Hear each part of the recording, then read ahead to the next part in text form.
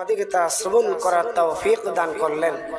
এজন্য প্রত্যেকেই দিল থেকে শুকরিয়া আদায় করে বলি আলহামদুলিল্লাহ। ভাইয়ারা আমার, আল্লাহ রব্বুল আলামিন আমাদেরকে পৃথিবীর বুকে পাঠিয়েছেন। শুধু আমাদেরকে পৃথিবীতে পাঠিয়ে দিয়েই ক্ষান্ত থাকেননি। আল্লাহ রব্বুল আলামিন আমাদের জন্য অসংখ্য নিয়ামত পৃথিবীর বুকে দান করেছেন। কথা ঠিক কিনা? কত নিয়ামত আল্লাহ রব্বুল আলামিন আমাদেরকে দান করেছেন একমাত্র আমাদের সুখ শান্তির জন্য। আল্লাহ তাআলা আমাদেরকে পৃথিবীতে পাঠাইলেন। পাঠানোর পর এখন আমাদের দরকার হইল খানা পিনা করা। আল্লাহ তাআলা আমাদের জন্য খানা পিনার ব্যবস্থা করলেন। পৃথিবীতে আসার পর আমাদের প্রয়োজন হইল সুখ শান্তি। আল্লাহ সুখ শান্তির ব্যবস্থা করলেন। আল্লাহ আমাদেরকে যৌবন দান করলেন। যৌবন দান করার পর আমাদের প্রয়োজন হইল বিবির। আল্লাহ রব্বুল আলামিন আমাদেরকে বিবির ব্যবস্থা করলেন। প্রয়োজন হইল স্বামী। আল্লাহ পাক স্বামীর ব্যবস্থা করলেন। এরপর আরো সুখ শান্তির জন্য আমাদের প্রয়োজন হইল সন্তানাদির। আল্লাহ রব্বুল আলামিন আমাদেরকে সন্তানাদির ব্যবস্থা করলেন। বলি সুবহানাল্লাহ। আল্লাহ রব্বুল আলামিন বান্দা বান্দির জন্য যা যা প্রয়োজন আল্লাহ সমস্ত প্রয়োজন মিটাইলেন। কিন্তু আল্লাহ রব্বুল আলামিন এই সব কিছুর বদৌলতে আল্লাহ তাআলা আমাদের কাছে একটা জিনিস মাত্র চাইলেন। সেই জিনিসটা কি? ওমা খালাকতুল জিন্না ওয়াল ইনসা ইল্লা লিয়াবুদুন। ও দুনিয়ার মানুষ, আমি আল্লাহ রব্বুল আলামিন দুনিয়াতে তোমাদের সুখ শান্তিতে বসবাস করার জন্য যা যা কিছুর প্রয়োজন আমি আল্লাহ সব কিছু দান করলাম, সব প্রয়োজন মিটাইলাম। কিন্তু আমি আল্লাহ রব্বুল আলামিন একটা মাত্র চাওয়া পাওয়া তোমাদের কাছে, সেটা হলো তোমরা একমাত্র আমি আল্লাহর ইবাদত করবে, আমি আল্লাহর বندگی করবে। জোরে বলি সুবহানাল্লাহ। এই ইবাদত বندگی সম্পর্কে আল্লাহ রব্বুল আলামিন কিয়ামতের ময়দানে আমাদেরকে জিজ্ঞাসা করবেন, বান্দা আমি যে তোমাদেরকে পৃথিবীর বুকে এত নিয়ামত দিলাম, এই নিয়ামতের হক আদায় করছো কিনা? আমরা বলি না যে লাইন শাকারতুম লা আযীদান্নাকুম ওয়া লাইন কাফারতুম ইন্না আযাবি লাশাদীদ। যদি আল্লাহ তাআলার নিয়ামতের শুকরিয়া আদায় করো তাহলে আল্লাহ নিয়ামত বাড়ায়া দিবে। এই নিয়ামতের শুকরিয়া আদায় কিভাবে করব? খালি সুবহানাল্লাহ আলহামদুলিল্লাহ বললে হবে? হবে না। আল্লাহ হাত দান করছে, হাত নিয়ামত, এটার শুকরিয়া, এটার হক আদায় করা হবে। হাত দিয়ে নেক আমল করব, কোরআন শরীফ ধরবো, ওলামায়ে কেরামদের সাথে মুসাফা করব, হাত দিয়ে নেক আমল করব। তাহলে এই হাতের শুকরিয়া আদায় করা হবে, হক আদায় করা হবে। প্রত্যেকটা নিয়ামতের হক আদায় করার নামই হলো ইবাদত। বান্দা যদি তার নিয়ামতের হক আদায় করে তাহলে এগুলো ইবাদত হবে। জোরে বলি সুবহানাল্লাহ। আল্লাহ রব্বুল আলামিন সুন্দর চোখ দান করলেন। এই চোখ দিয়ে আমি আল্লাহ রব্বুল আলামিন ইবাদত করব। এই চোখ দিয়ে আমি কোরআন শরীফ তেলাওয়াত করব। এই চোখ দিয়ে আমি ওলামায়ে কেরামের দিকে নেক নজরে তাকাবো। এই চোখ দিয়ে আমি আমার পিতা মাতার দিকে নেক নজরে তাকাবো। আল্লাহ রব্বুল আলামিন আমার এই তাকানো, প্রত্যেকটা তাকানো আল্লাহ তাআলা আমার ইবাদতে শামিল করে দিবেন। জোরে বলি সুবহানাল্লাহ। এমনি ভাবে আল্লাহ রব্বুল আলামিন প্রত্যেকটা নিয়ামত সম্পর্কে জিজ্ঞাসাও করবেন কিয়ামতের ময়দানে। সবচেয়ে একটা গুরুত্বপূর্ণ নিয়ামত, আল্লাহ তো অনেক নিয়ামত দান করছেন, কোন নিয়ামতের কথা বলবো? ফাবিআইয়ি আলাই রাব্বিকুমা তুকাযযিবান। ওরে বান্দা বান্দি, আমি আল্লাহ যে তোদেরকে কত নিয়ামত দান করলাম, আমার কোন নিয়ামতের তুই অস্বীকার করবি? আমার প্রত্যেকটা নিয়ামত তোর জন্য প্রয়োজন বলি সুবহানাল্লাহ। আল্লাহ রাব্বুল আলামিন আমাদেরকে একটা গুরুত্বপূর্ণ নিয়ামত দান করছেন, সেটা হলো আল্লাহ তাআলা আমাদেরকে সন্তান দান করছেন। এটা বড় নিয়ামত না? যার সন্তান নাই সেই বুঝে সন্তান যে কত মূল্যবান একটি রত্ন, সেই বুঝে যার সন্তান নাই। কথা ঠিক কি? আল্লাহ রাব্বুল আলামিন আপনার আমার চোখের সামনে কত মানুষকে সন্তান দেন নাই, কিন্তু আল্লাহ তাআলা আমাদেরকে সন্তান দিয়েছেন। এই সন্তান যে দিলেন, আল্লাহ যে নিয়ামত দিলেন, এই নিয়ামত সম্পর্কেও আল্লাহ রাব্বুল আলামিন কিয়ামতের দিন আমাদেরকে প্রশ্ন করবেন, জিজ্ঞাসা করবেন। কি জিজ্ঞাসা করবেন? আমি যে তোমাকে সন্তান দিয়েছিলাম পৃথিবীতে, তুমি এই সন্তান নামক নিয়ামত যে পাইলা, এই সন্তানের হক আদায় করছো কিনা? আহা, ওই দিন অনেক পিতা মাতা, ওই দিন অনেক বাবা মা ধরা খেয়ে যাবে, প্রশ্নের জবাব দিতে পারবে না। সন্তানের এক নাম্বার হক, সন্তানের এক নাম্বার হক, সন্তানকে আল্লাহ প্রশ্ন করবেন, তুমি তোমার সন্তানকে কোরআন শিখাইছো কিনা? জোরে বলি সুবহানাল্লাহ। আল্লাহ কিয়ামতের ময়দানে প্রশ্ন করবেন, তুমি সন্তান পাইলা, কত মানুষ সন্তান পায় নাই, আমি আল্লাহ তোমাকে সন্তান দিলাম, তুমি এই সন্তান পাইয়া সন্তানকে কোরআন শিখাইছো কিনা? আমি আল্লাহকে চিনাইছো কিনা? আমি আল্লাহর পরিচয় তুমি তোমার সন্তানকে শিখাইছো কিনা? আল্লাহ তাআলা প্রশ্ন করবেন। বন্ধুরে আমার, দুনিয়ার মধ্যে তো টাকা কম কামাইলাম না, দুনিয়ার মধ্যে তো তাহুদ কম করলাম না, দুনিয়ার মধ্যে হাই হুতাশ তো কম করলাম না, কত কিছু করলাম, কত কিছু করলাম, কিন্তু আল্লাহ যে আমাকে একটা সন্তান দিয়েছে, এই সন্তানকে আমি আমার আল্লাহর সাথে পরিচয় করাইছি কিনা? হ্যাঁ, কত জায়গায় কত ফ্যামিলির বাচ্চাকে জিজ্ঞাসা করে যে তোমাকে কে বানাইছে? আমাকে আমার মায় বানাইছে। তোমাকে কে বানাইছে? আমাকে আমার আব্বা বানাইছে। মুসলমান, মুসলমানের সন্তান আফসোস বলতে পারে না তাকে কে বানাইছে। আচ্ছা আপনারা বলেন তো, আপনাকে আমাকে কে বানাইছে? আল্লাহ। খালাকাল্লাহুল আদামা বিয়াদিহি, আল্লাহ রাব্বুল আলামিন তার নিজ কুদরতি হাতে আল্লাহ তাআলা আমাদেরকে বানিয়েছেন। কিন্তু বড় আফসোসের বিষয়, পরিতাপের বিষয়, আজকে আমরা মুসলমান হয়ে আমাদের সন্তানদেরকে আল্লাহর পরিচয় শিখাইতে পারলাম না। যদি কেউ কোরআন শরীফ তেলাওয়াত করে, আল্লাহর রাসূল সাল্লাল্লাহু আলাইহি ওয়াসাল্লাম বলেন, ওই লোকটা আল্লাহ রাব্বুল আলামিনের সাথে কথা বলে। জোরে বলি সুবহানাল্লাহ। কোরআন তেলাওয়াত আল্লাহ রাব্বুল আলামিনের বড় পছন্দের ইবাদত। মুসলমানের সন্তান কোরআন তেলাওয়াত করতে জানে না, যার কারণে মুসলমানের সন্তান তিনটা খারাপ অবস্থার মধ্যে পতিত হয়। কোরআন না জানলে কি হয়? কোরআন হলো টর্চ লাইটের মতো, আলোকবর্তিকা, যেখানে অন্ধকার, রাত্রেবেলা চলতেছি, হঠাৎ করে কারেন্ট চলে গেছে, ঘুট ঘুটে অন্ধকার হয়ে গেছে। যার কাছে টর্চ লাইট আছে অথবা মোবাইল আছে, মোবাইলের মধ্যে লাইট আছে, এই লাইট জ্বালায় সে অন্ধকারের মধ্যে হাঁটে। টর্চ লাইটও নাই, মোবাইলও নাই, এখন সে কেমনে হাঁটবে এই অন্ধকারের মধ্যে?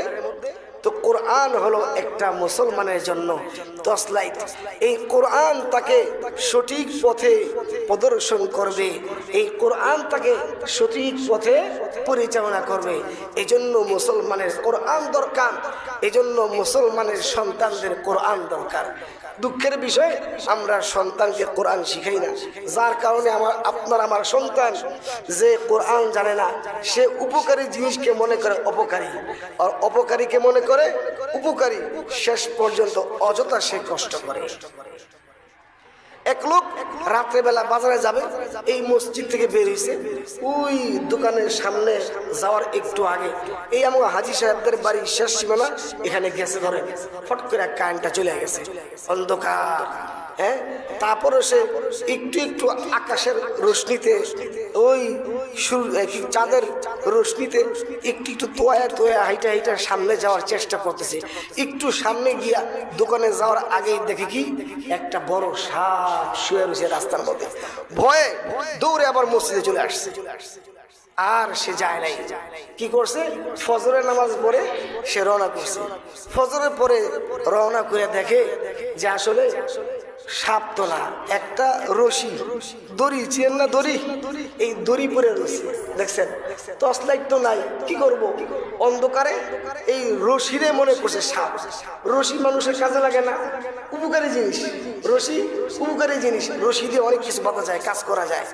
কিন্তু টর্চ লাইট না থাকার কারণে, আলো না থাকার কারণে উপকারী জিনিসকে অপকারী মনে করছে, দৌড়ে পলায় আসছে। হ্যাঁ, ঠিক তেমনি ভাবে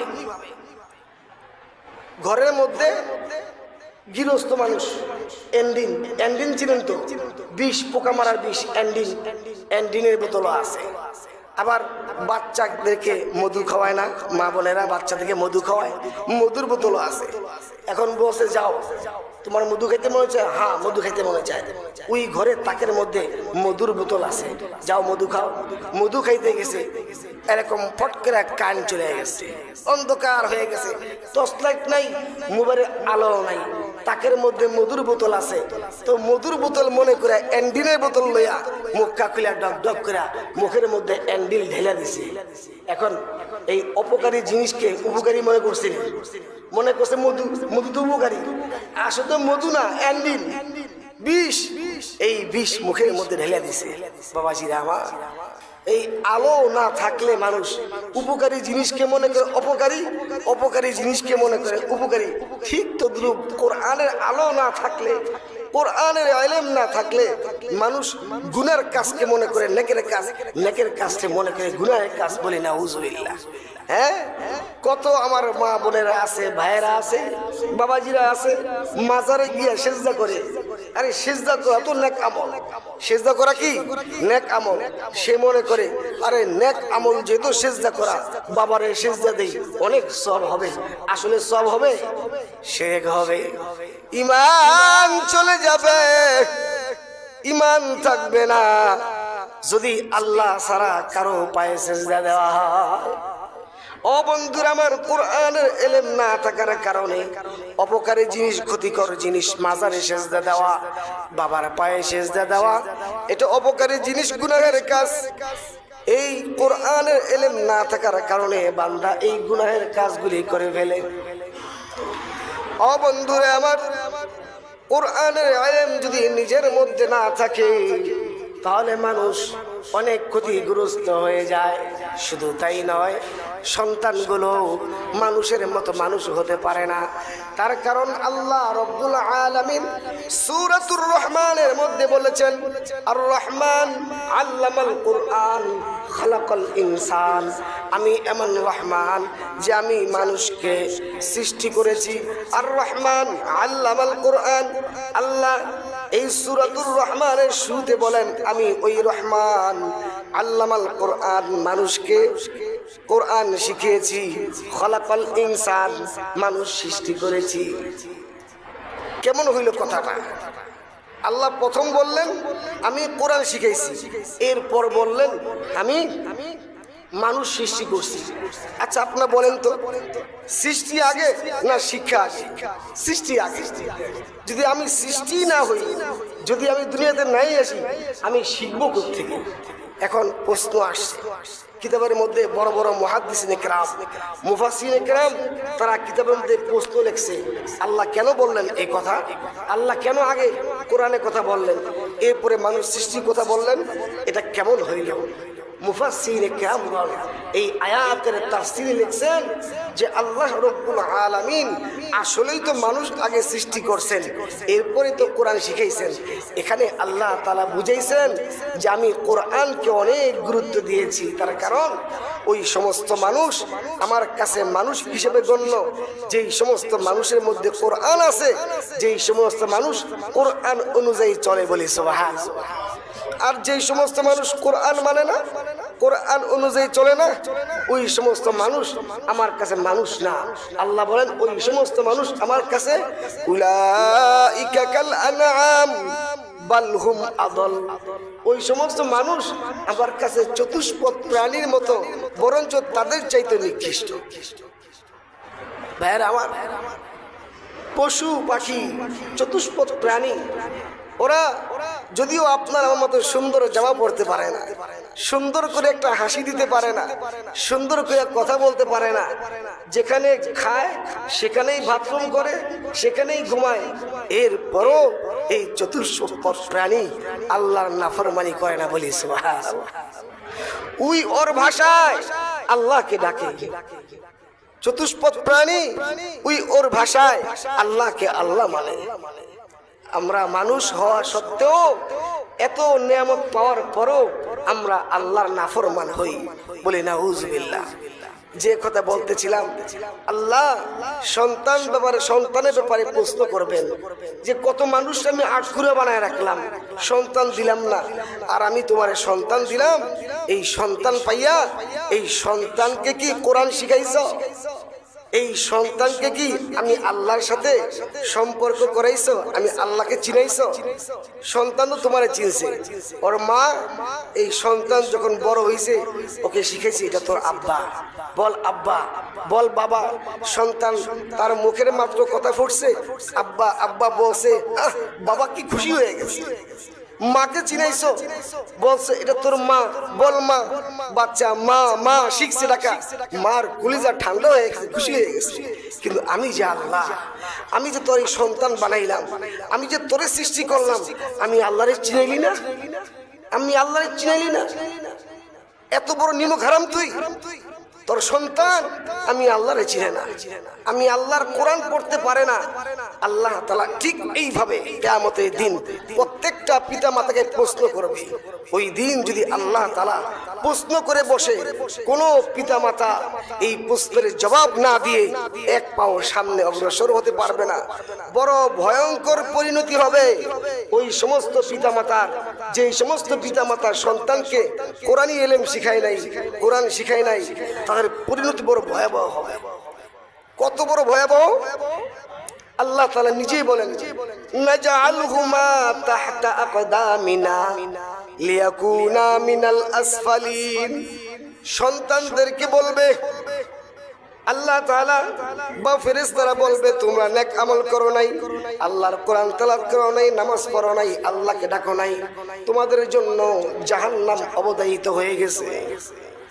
এখন সন্তানরা বলবে, আল্লাহ যেই সমস্ত পিতা মাতা আমাদেরকে আল্লাহ আপনার সাথে সম্পর্ক করাইল না, আল্লাহ আপনাদেরকে চিনাইল না, কোরআন শিখাইল না, কোরআন চিনাইল না, নামাজ পড়াইল না, নামাজ শিখাইল না, আল্লাহ আপনারে চিনাইল না, আল্লাহ ওই সমস্ত পিতা মাতাদেরকে নাজআলহুমা তাহতা আকদামিনা, ওই সমস্ত পিতা মাতাদেরকে আমাদের পায়ের নিচে শোয়া দেন।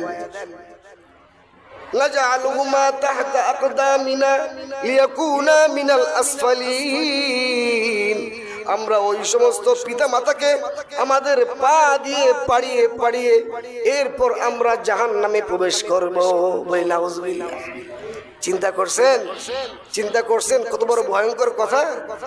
সন্তানরা আদর কইরা কুলে বসায় রাখি, কত মজার মজার খানা খাওয়াই, আর সন্তানকে কোরআন শিখাইলাম না, সন্তানকে কোরআন শিখাইলাম না।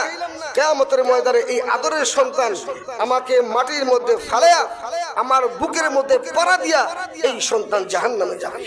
কি চিন্তা করছে? এত সহজ? হুজুররা খালি দোয়ায় ভাই মাদ্রাসায় পড়ান পড়ান পড়ান, কোন দোয়ান টোয়ান নাই। এটা আপনার দায়িত্ব, আপনি দায়িত্ব পালন করবেন না তা আপনি জবাবদিহি করবেন, আপনি শাস্তির আওতাভুক্ত হবেন। অতএব বাবাজির আমার, আল্লাহ তাআলা আমাদের যাদেরকে কোরআন শিখাইছে, আমাদের যাদেরকে সন্তান দান করছে, এই সন্তানদেরকে কোরআন শেখানোর দায়িত্ব আমাদের। এই জন্য তো মসজিদে মসজিদে মক্তবের ব্যবস্থা। আলহামদুলিল্লাহ, আমাদের এই মসজিদে কত সুন্দর মক্তবের ব্যবস্থা করা হয়েছে। বাচ্চাদেরকে ওস্তাদরা পড়ায়, একজন না দুইজন ওস্তাদ পড়ায়। আবার তাদের জন্য সকল নাস্তার ব্যবস্থা করছে। ওই আলহামদুলিল্লাহ, কেউ কোরআন দিলে তাকে কোরআন দেওয়া হয়, আবার কমিটির পক্ষ থেকে মিষ্টি বিতরণ করা হয়। কত সুন্দর ব্যবস্থা করা হয়েছে।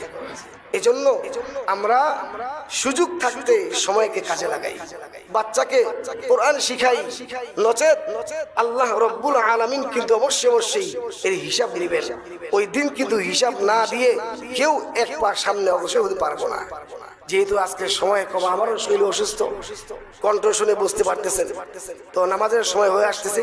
আমাদের সম্মানিত সভাপতি সাহেব, তিনি আজকে আলহামদুলিল্লাহ আমাদের মাঝে উপস্থিত আছেন। তিনি সংক্ষিপ্তভাবে আপনাদের সামনে কিছু কথা বলবেন। আপনারা একটু ধৈর্য সহকারে আমাদের সম্মানিত সভাপতি সাহেবের কথাগুলো শুনবেন ইনশাআল্লাহ।